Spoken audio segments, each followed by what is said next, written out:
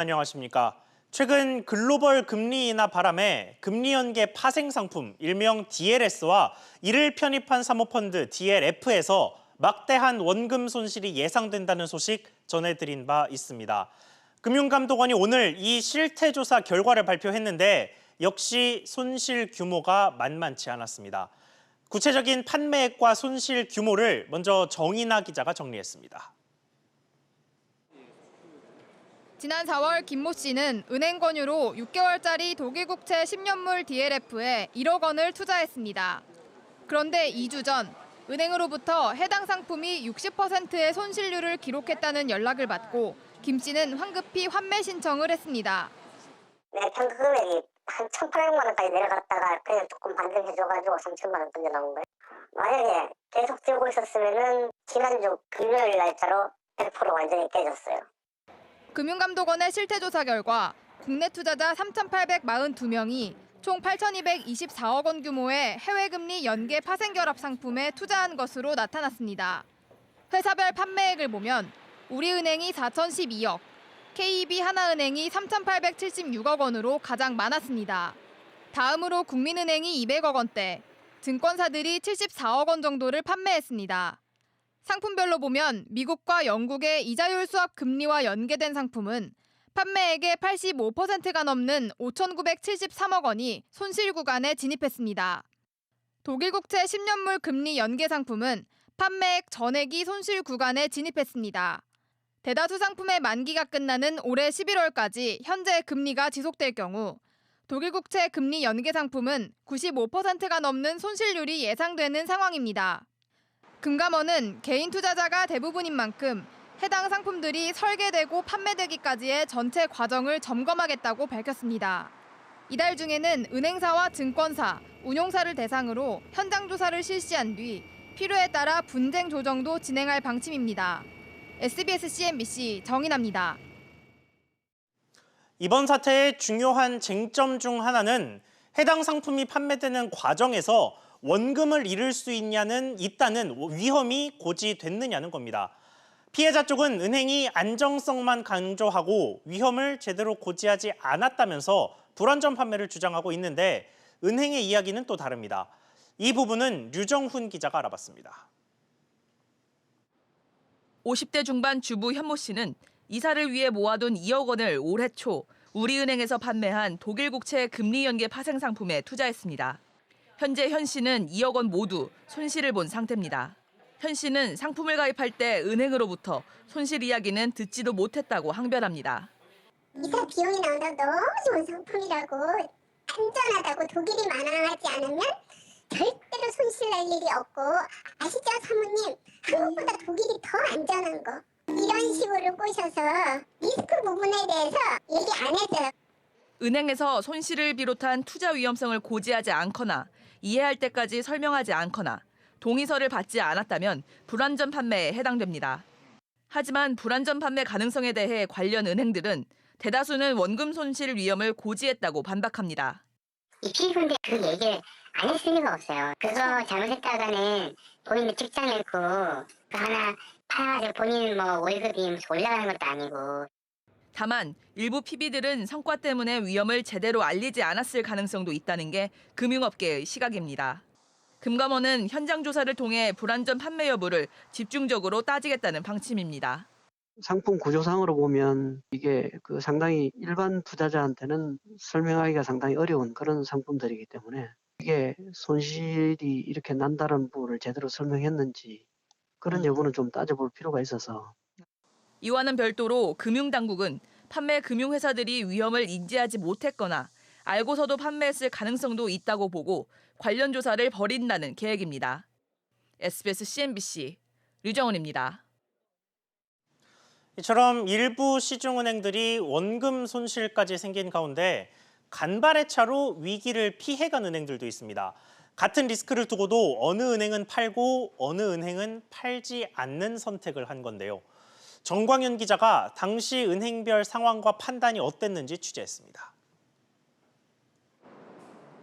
올해 들어 금리 연계 상품 도입을 검토했던 신한은행은 미국 금리 하락에 따른 유탄을 아슬아슬하게 비껴갔습니다.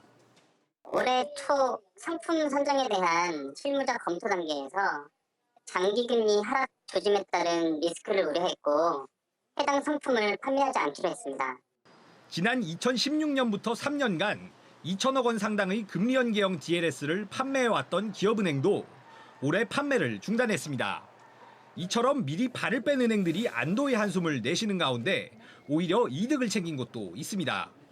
KB국민은행은 미국 금리가 떨어지면 수익이 나는 상품을 260억 원가량 판매해 우리은행, 하나은행과 반대로 베팅한 과실을 누리고 있습니다. 이익을 볼 수도 있고 손해도 볼 수 있지만 이제 원금리 손실될 수 있다는 부분들을 정확히 고지를 했었어야 되거든요. 내부 통제 시스템이 느슨해진 건 맞는 것 같아요. 같은 리스크의 상품을 두고도 파는 은행과 팔지 않는 은행들이 엇갈리면서 은행권 전반의 내부 통제 시스템을 점검해야 한다는 지적도 나오고 있습니다. 금융감독원은 해당 파생 상품들의 설계부터 판매에 이르는 전 과정을 확인하고 관련 내부 통제 시스템도 집중 점검하겠다고 밝혔습니다. SBS CNBC 정광윤입니다. 보신 것처럼 DLS 상품 위험도에 대한 은행들의 판단이 완전히 엇갈리면서 적극 판매한 은행의 내부 통제에 문제가 있는 것 아니냐는 의혹이 제기된 상황입니다. 자, 이런 가운데 시중은행 중 한 곳의 경영진이 DLF 판매를 독려하면서 성과 점검을 한 문건을 저희 취재진이 단독 입수했습니다. 이 문건 단독 입수한 박규준 기자와 이야기 나눠보겠습니다. 자, 박 기자. 예. 먼저 금융감독원이 앞서 보는 것처럼 이 상품 관련해서 조사를 들어갔다고 했는데 이 시중은행의 경영진이 이번에 문제가 된 상품을 이제 판매를 하라고 좀 압박을 한 이런 문건이 나왔다는 얘기죠. 네, 맞습니다. 말씀하신 것처럼 경영진이 노골적으로 판매 압박을 한 그런 관련된 문건을 취재 과정에서 확보를 했습니다. 이번에 이 금리 연계 파생 상품을 판매한 은행 중에 한 곳인데요.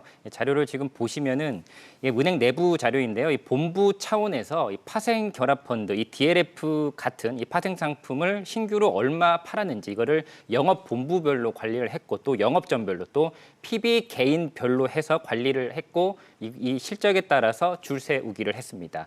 이 은행 같은 경우에는 내부 PB가 VIP PB 또 골드 PB 이렇게 구분이 되는데요. 이들 한 명 한 명씩 DLF 같은 파생 상품을 몇 건 팔았는지 또 얼마치를 팔았는지를 일일이 다 기록을 했고요. 이를 근거로 해서 평가를 했습니다.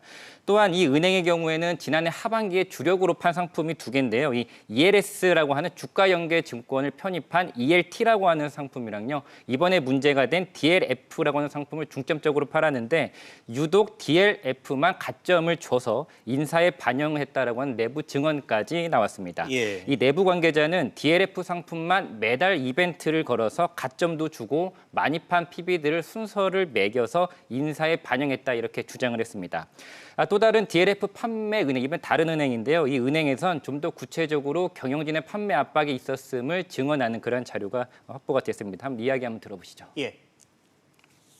그걸 팔라고 안전하다고 그게 다 실제 때문이거든. 우리 그 담당께서 이모자 가세요, 3모자 가세요 이거야. 1년에 2번 팔 수 있다는 거 아니야. 틀린 거예요. 빨리 순환해서 또 팔고 하라고 2모작, 3모작 가령을 했다고. 네, 상당히 구체적인 증언인데 이렇게까지 상당한 수준의 압박이 있었다면 사실 PB 입장에서도 이 손실 가능성을 좀 우려하면서도 그거를 적극적으로 고객한테 이야기를 하지 못하고 그쵸, 좀 예. 판매를 독려했을 이럴 개연성이 좀 있다라는 얘기로 들리는데요. 그런데 왜 굳이 이 복잡한 상품에 이렇게 판매 독려를 유독한 겁니까? 은행 입장에서는 수수료 수익이 짭짤하기 때문입니다. 이 상품 같은 경우에는요. 투자 액수에서 은행이 미리 떼어가는 수수료가 이 투자 액수에서 1%에서 1.4%까지 수수료 명목으로 떼갑니다. 이 수수료 수익을 위해서 1년에 한 번 팔면 될 것을 만기를 4개월 또 6개월로 짧게 해서 2번, 3번 팔아서 그때마다 이제 수수료를 떼가는 그런 식의 판매 압박이 있었음을 보여주는 증언을 방금 들으신 겁니다. 예. 금융감독원은 이러한 경영진 차원의 강한 영업 드라이브가 은행 직원들의 불안전 판매로 이어진다고 보고 관련된 내부 통제를 곧 있으면 나갈 현장 점검에서 집중적으로 들여다보기로 했습니다. 그렇군요. 금감원 조사에서 어떤 이야기가 나올지 조금 기다려봐야 될 것 같습니다. 박 기자 이야기 잘 들었습니다. 앞서 보신 DLS와 비슷한 다른 파생 상품들 주가연계증권인 ELS나 상장지수증권인 ETN 등에서도 손실 우려가 제기됐습니다. 미국에서 시작된 경기 침체 우려 때문인데 김성현 기자가 정확한 상황 알아봤습니다. 미중 무역 분쟁 심화와 세계 경기 침체 공포 등으로 각국의 장기채 금리와 원유 가격이 가파르게 떨어지면서 이를 기초자산으로 한 파생 상품에 비상이 걸렸습니다. 지난해 하반기부터 올 상반기까지 1조 원어치를 판매한 금리 연계형 파생 결합증권 DLS는 현재 적게는 마이너스 40%, 많게는 마이너스 90% 이상의 손실률을 기록하고 있습니다.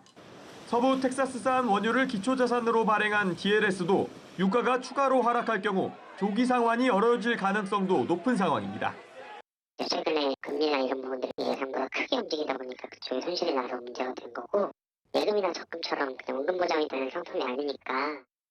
DLS와 수익을 올리는 방식이 같은 주가 연계증권 ELS도 손실 우려가 커지고 있습니다. 홍콩 시위가 격화되자 홍콩 H지수가 급락하면서 이를 기초자산으로 한 ELS에도 악영향을 줄 수 있다는 전망이 나옵니다. 전문가들은 증시와 유가 모두 하방 압력이 강하기 때문에 ELS, DLS 등 파생 결합증권 투자에 신중을 기해야 한다고 조언합니다. 본인의 리스크 성향, 이 상품의 리스크의 정도, 이 상품이 어디에 투자되고 있는지 제대로 좀 보시는 게 맞겠죠.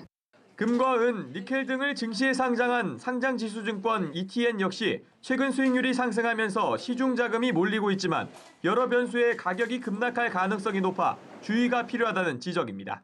SBS CNBC 김성현입니다. 이번엔 한일 갈등 소식으로 이어가겠습니다.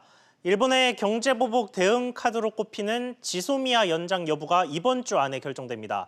이런 가운데 한일 양국 두 외교수장이 오는 21일 만날 것으로 보입니다. 취재기자 연결해 보겠습니다. 최나리 기자. 네, 최나리입니다. 네, 한일 외교장관 회담 아직 가능성이 제기된 수준에 불과하긴 합니다만 어쨌든 가능성은 있는 거죠. 그렇습니다. 로이터 통신은 오늘 일본 외무성 발표를 인용해 한일 외교장관 회담이 한중일 3국 외교장관 회의를 계기로 마련됐다고 보도했습니다. 양국 외교수장은 오는 21일 중국 베이징에서 한중일 회담을 마친 뒤 오후부터 한일 군사정보보호협정, 지소미아에 관한 의견 등을 교환할 것으로 보입니다. 다만 우리 외교부는 양국 회담에 대해 아직 조율 중이라고 밝혔습니다. 자, 만약에 이 회담이 이루어진다면 어떤 게 주요한 논의 대상이 되겠습니까? 지소미아 연장이 될 것으로 보입니다. 연장 시한이 오는 24일 토요일까지입니다. 청와대 관계자는 오늘 기자들과 만나 연장 여부를 검토 중이라면서 말을 아꼈습니다. 한일 외교장관 회담 결과 등에 따라 최종 결정이 날 것으로 보입니다. 강경화 외교부 장관과 고노다로 일본 외무상이 만나는 것은 지난 1일 아세안 지역 안보 포럼 이후 3주 만입니다. 이번에 중국의 중재 역할이 주목받고 있는 가운데 양국 갈등 해소 방안을 찾을 수 있을지 관심을 모으고 있습니다. 그렇군요. 이 외교장관 간 만남과 별개로 우리 정부의 움직임은 어떻습니까? 네, 정부는 일본의 전략물자 수출 통제를 강화하는 고시 개정안이 다음 달 시행된다고 밝혔습니다. 이와 함께 외교부는 후쿠시마 원전 오염수 방출 문제와 관련해 주한 일본 대사관 관계자를 초치하는 등 압박 수위를 높이고 있습니다. SBS CNBC 최나리입니다. 이런 가운데 일본 제품 불매 운동이 지속되면서 유니클로 매장은 이제 들어가려면 눈치가 보이는 곳이 돼버렸습니다. 가지도 말고 사지도 말자는 불매 운동의 열기가 여전히 뜨겁습니다. 김정연 기자가 현장 취재했습니다. 서울의 한 유니클로 매장입니다. 불매 운동이 한창이던 지난달 말 재정비를 이유로 일주일간 영업을 멈췄다가 다시 오픈했지만 고객 발길은 끊겼습니다. 리뉴얼하고 손님 많이 늘어. 똑같은 거 잘 모르겠어요. 다른 유니클로 매장들도 상황은 마찬가지. 불매 때문에. 네, 맞아요. 발송하면 안 된다고 나와가지고. 유니클로는 온라인 주문 상품을 매장에서 픽업할 수 있도록 하는 서비스도 중단했습니다. 소비자들이 출입 자체를 꺼려하기 때문입니다. 지난해부터 국내 시장에 진출한 유니클로의 자매 브랜드 지유도 차가운 시선을 받고 있습니다. 유니클로나 지유랑 똑같은 거라고 듣긴 들었거든요. 솔직하게 말하면 괘씸해서 가고 싶지 않습니다. 한편 일본행 여행객은 늘어날 기미가 안 보입니다. 최근 여론조사 결과 올해 일본으로 여행을 갈 의향이 있느냐는 질문에 80% 이상이 가지 않겠다고 답했습니다. 이런 가운데 국내 시멘트 업계는 정부의 수입 석탄재 관리 강화 방안에 적극 협조하겠다고 밝혔습니다. 한국시멘트협회는 기존에 사용하던 일본산 석탄재를 국내산 또는 점토 등으로 대체하겠다고 선언했습니다. SBS CNBC 김정현입니다. 이 같은 일본 제품 불매 운동의 가장 큰 원동력은 SNS와 온라인 커뮤니티를 통한 빠른 정보 공유입니다. 각종 제보가 올라오고 그게 확산되면서 불매 운동이 그 위력을 유지하는 건데요. 하지만 아니면 말고식의 제보 역시 난무하면서 억울한 기업들도 생기고 있습니다. 강산 기자의 보도입니다. 생활용품 전문점 다이소가 일본 기업 이미지를 지우기 위해 무지 봉투를 나눠주기 시작했다. 최근 온라인에 올라온 제보입니다. 다이소를 강도 높게 비난하는 댓글이 주르리었는데 취재 결과 해당 봉투는 불매운동과 관련이 없는 것으로 확인됐습니다. 무지봉투는 일회용 봉투 사용 규제에 따라 이를 적용받는 다이소 유통점에서 지난 4월부터 판매가 되고 있는 친환경 봉투입니다. 일부 커뮤니티에서 이제 사실과 다른 내용들이 팩트인 것처럼 언급되고 있어서 기업 입장에서는 좀 곤혹스러운 상황입니다. 롯데홈쇼핑은 이벤트 경품으로 일본 여행 상품권을 준다는 제보로 소비자들로부터 문매를 맞았습니다. 여행 상품권은 국내외 항공 숙박 등 당첨자가 자유롭게 사용 가능한 조건인데도 커뮤니티에서 일본 여행을 보내려고 행사를 한다는 등 믿기 어려운 수준의 비방글들을 접하고 참으로 안타까웠습니다. 처음처럼이 일본산 술이라는 주장에 롯데주류는 최근 공식 홈페이지에 해명글을 올렸습니다. 유인물을 제작해 거리 홍보까지 나섰지만 처음처럼이 일본 제품이라는 글은 여전히 소비자들 사이에서 사실인 것처럼 퍼지고 있습니다. SNS를 통한 그런 운동이 효과적이고 그다음에 그 규모를 확대했던 것은 사실인 것 같습니다. 그렇지만 체계적으로 지속적인 그런 운동이 되기 위해서는 정확한 사실을 파악하고 정보가 유통될 수 있을 그런 노력을. 인스타그램 한 곳에만 불매운동 관련 게시글이 17,000개가 넘습니다. 이 가운데 묻지마식 제보와 정보 공유도 늘고 있는데 진위를 확인해주는 장치는 없어 애꿎은 기업들이 피해를 보고 있습니다. SBS CNBC 강산입니다. 다음 소식입니다. 서울행정법원이 지난주 반포주공 1단지의 관리처분 계획에 대해 무효 판결을 내리면서 재건축 사업에 빨간불이 켜졌다는 소식 전해드린 바 있습니다. 단지 내 주민 의견이 두 무리로 갈린 게 근본적인 원인인데 여전히 의견이 분분해서 갈등이 더 커질 전망입니다. 먼저 엄하은 기자가 단지 내 상황이 어떤지 취재했습니다.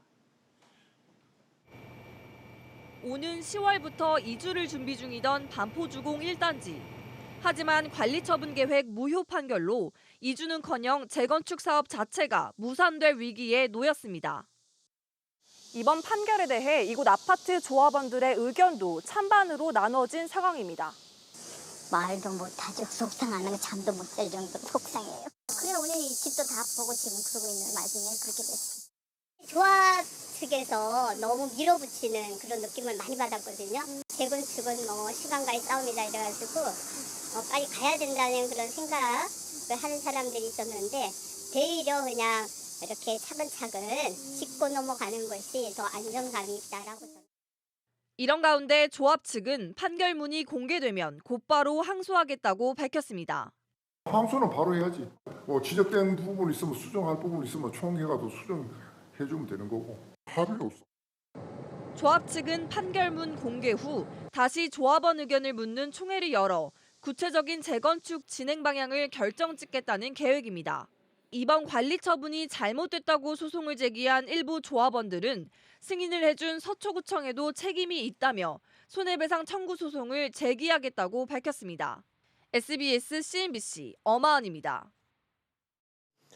이렇게 출구가 보이지 않는 반포주공 1단지 상황, 취재기자와 조금 더 자세히 짚어보겠습니다. 황인표 기자 나왔습니다. 자, 황 기자. 네. 일부 조합원들이 이 재건축 대신에 다른 방법을 하자 뭐 이런 식으로 얘기를 한다고 하던데 이게 어느 방법입니까? 네, 뭐 그 조합원들이 모인 단체 대화방을 중심으로 현재 이제 두 가지가 얘기가 나오고 있는데 그 하나가 이제 리모델링이고 또 다른 하나가 바로 1:1 재건축입니다. 예. 리모델링의 경우 수직 또는 수평으로 아파트를 이제 몇 채 더 지어서 분양을 하고 수익금을 조합원들이 나눠 갖는 방법입니다. 기존 주택의 구조를 바꾸거나 면적을 더 넓힐 수도 있습니다. 예. 다만 이 리모델링 역시 이 조합원의 동의가 필요하고요. 오래전에 지어진 아파트 같은 경우 아파트 옥상에 뭐 기계실, 전기실 이런 것들이 있다 보니까 이 기술적인 문제 때문에 리모델링이 불가능한 그런 상황도 있습니다.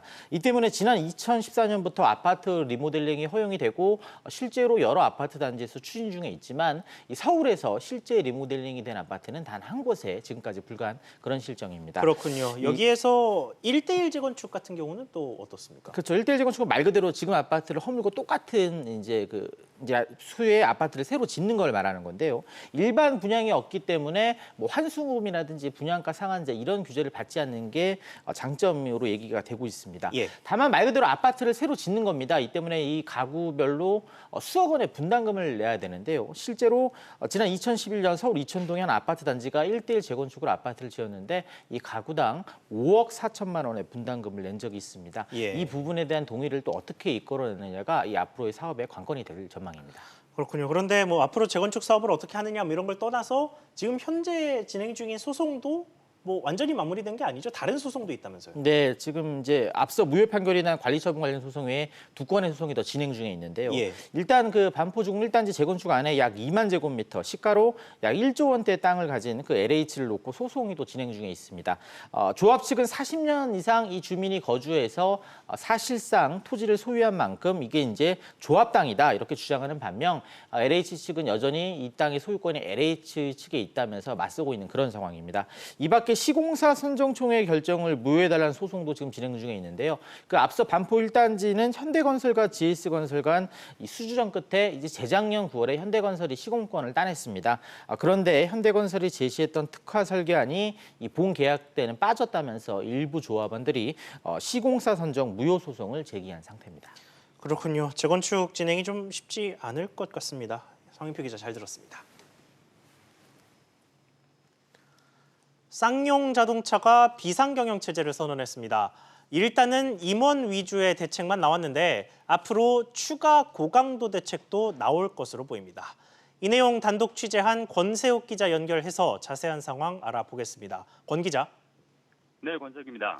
네, 쌍용차가 선언한 비상경영 그 내용이 뭡니까? 쌍용차 예병태 사장은 오늘 임직원 여러분에게 드리는 글을 통해 직원들에게 비상경영을 발표했습니다. 예 사장은 회사를 살리는 길이라면 좌고우면하지 않고 할 수 있는 모든 조치를 취할 것이라고 밝혔습니다. 임원 수를 20% 축소하고 임원 급여를 10% 줄인 데 이어 업무 효율화를 위한 조직 개편과 선제적 비용 절감 등을 예고했습니다.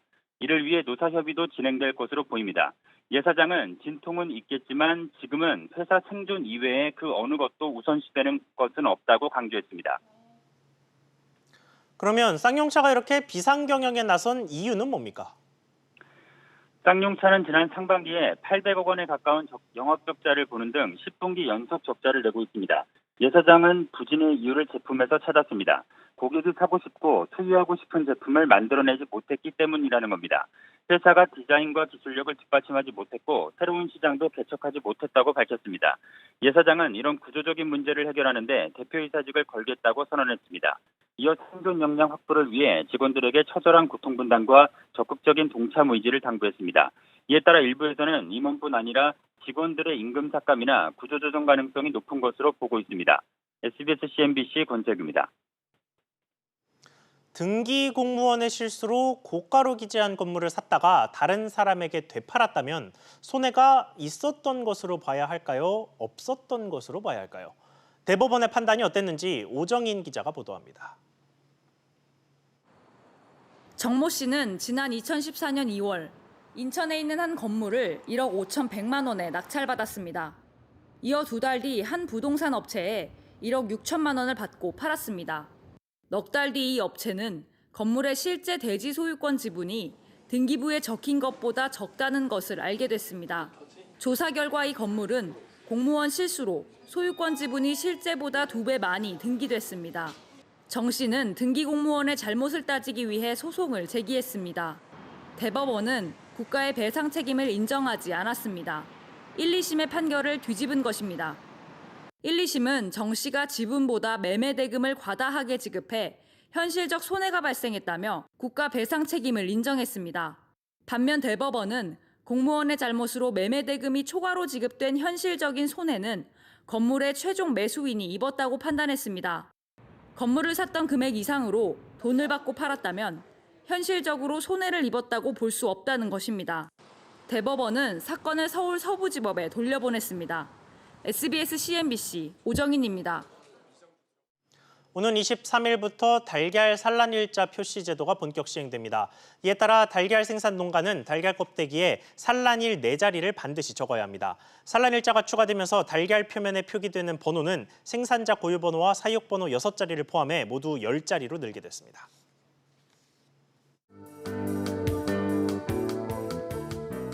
안녕하세요. K웨더 라이프스타일 리보 박유라입니다. 요즘 아침 저녁으로 선선하니 제법 가을 기운이 느껴지는데요. 다만 한낮에는 여름 더위가 예상됩니다. 서울과 일부 경기도, 충남과 경상도, 전남 동부에 폭염주의보가 내려진 가운데 낮 동안 서울은 32도, 전주는 33도, 대구는 31도까지 오르겠습니다. 앞으로 폭염특보는 더 확대 강화될 수 있겠습니다. 또 습도가 많이 낮아지긴 했지만 아직은 열사병 지수가 주위에서 위험 수준을 보이는 만큼 계속해 수분 섭취를 충분히 잘해주셔야겠습니다. 한편 내일은 미세먼지와 소나기에 대비하셔야겠습니다. 오전 중 충청 이남을 중심으로 먼지 농도가 나쁜 단계까지 오르겠고요. 오후 한때 남부를 중심으로는 소나기가 지나겠습니다. 이 지역은 출근길 마스크와 함께 작은 우산을 챙기시면 유용하겠습니다. 중부지방 낮 동안 강한 햇볕이 예상됩니다. 자외선과 오존 모두 나쁜 단계를 보이는 만큼 한낮 야외 활동은 피하셔야겠습니다. 동해안 구름 많은 하늘이 예상됩니다. 낮 최고기온 강릉 26도, 울진 27도로 비교적 더위가 덜하겠습니다. 남부지방 구름 많은 가운데 오후에 가끔 소나기가 내리겠습니다. 낮 기온 광주 32도, 제주 30도를 보이겠습니다. 이번 주 비 소식이 잦은데요. 수요일에는 기압골의 영향으로 남부지방부터 비가 시작돼 목요일에는 전국으로 확대되겠고요. 그 밖의 날은 소나기가 지나는 곳이 많겠습니다. 기상정보였습니다. 오늘 저희가 준비한 소식 여기까지입니다. 시청해주셔서 감사합니다.